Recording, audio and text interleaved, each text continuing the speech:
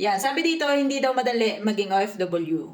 Akala lang nila simple. So, totoo yan, guys. Sa nag-comment po sa akin, totoo yan. Sa lahat ng hindi pa OFW, totoo po ang sinasabi ni ate. Hindi talaga madaling maging OFW. Kasi, bukod sa kailangan mong every month magpapadala ka, bukod doon, malaki din ang expectation ng family mo, at bukod doon, kailangan mong isipin na paano pag umuwi ka na ng Pilipinas, kailangan may daladala kang pera, kailangan meron kang mapundar, kailangan hindi ka magba-back to zero. Tapos, alam mo yung mga, mostly sa mga OFW, yung tipong nag-iipon ng pera kasi gustong makauwi ng Pilipinas para magbakasyon. So, wag nating i-normalize yung mga ganon na mag-iipon tayo 200,000, 300,000, 400,000. Tapos pag uwi natin ng Pilipinas is walang mangyayari. Not unless kung meron kayong napundar, meron kayong business na napundar, meron kayong pagkakakitaan na napundar, kahit mag-ubos-ubos biyaya tayo, okay lang. Kasi ang hirap naman talagang maging OFW.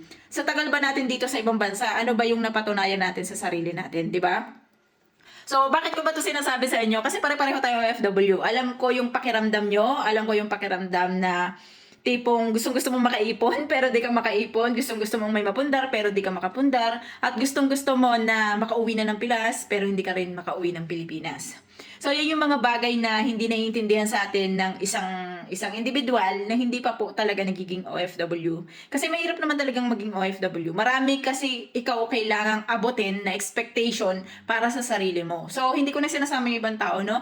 Para sa sarili na lang natin. Alam natin na kapag naging OFW ka, yung mindset kasi natin, sana pag umuwi ako ng Pilipinas, sana may ganito na ako, sana may ganyan na ako. So, yun yung mga expectation na minsan, i-adapt din natin yung expectation ng ibang tao sa atin na, si nakapag-abroad pero walang napundar. So, alam mo yun, yung expectation ng ibang tao, iba yun eh.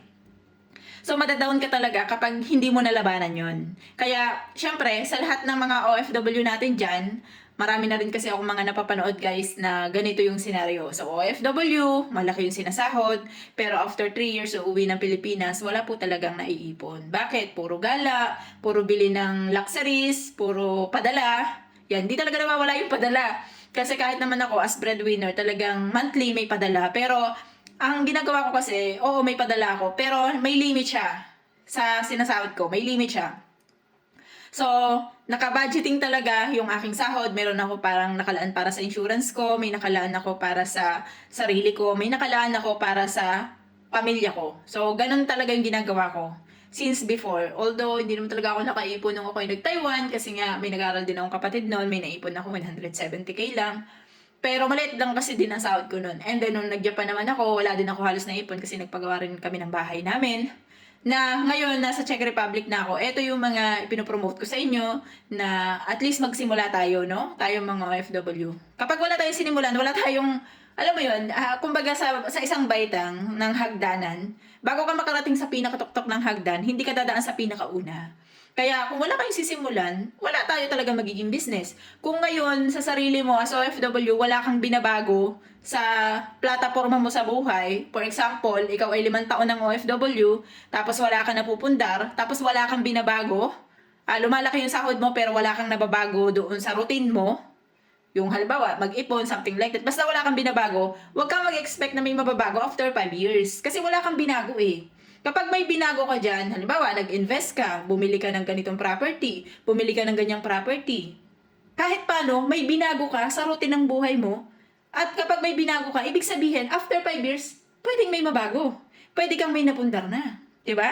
So, ganun tayong mga OFW, no? Talagang kailangan natin ng konting palo sa sarili natin para lang meron tayong mapundar, meron tayong ma-invest sa sarili natin.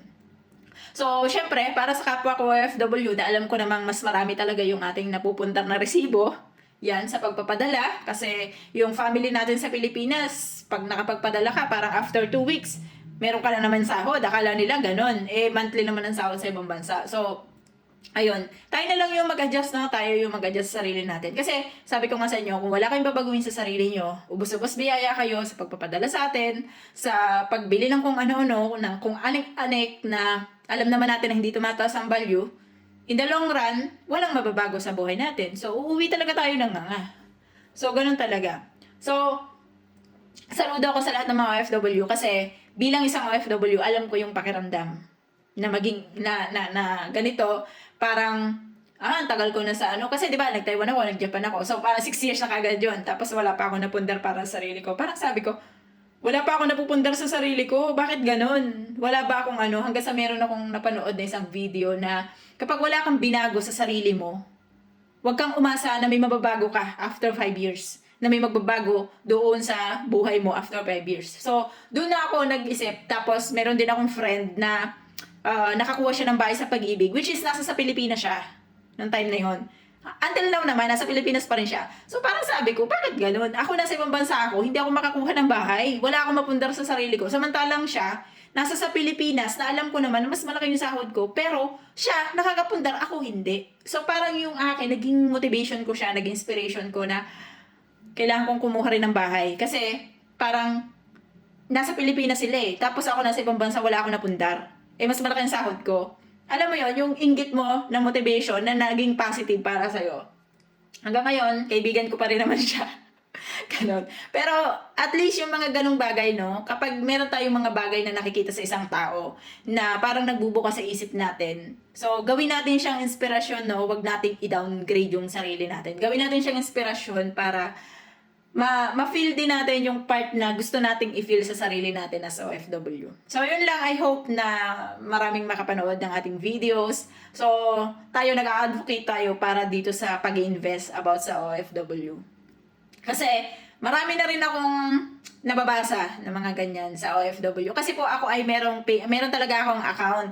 Pero ang akin kasi OFW guides para yun sa pag-a-apply. So marami rin ako nababasa doon sa mga comment ko about dito sa mga OFW, walang napupundar, something like that. So parang nag-isip ako na gusto kong bigyan ng konting linaw yung bagay na yon na tayo talaga mga OFW, kung wala talaga tayong babaguhin sa sarili natin, wala din namang mangyayari. Wala talaga. Kasi ikaw sa akin na nanonood ka ngayon, for the past 5 years na wala kang ganito, wala kang napapanood na ganito, wala kang binago sa sarili mo, ngayon, ano bang sitwasyon mo? Same pa rin, di ba? Same pa rin kung ano yung dati ka. Kasi wala kang binago. Pero, kung 5 years ago, may binago ka, for example, nag-adika ka ng property, for example, nagpanegosyo ka, for example, meron kang natayo or something pinagkakakitaan, di ba? Ngayon, may kita ka na eh. Di ba? After 5 years, may kinikita ka na kahit paunti-unti. So, yun yung difference. So, yun lang.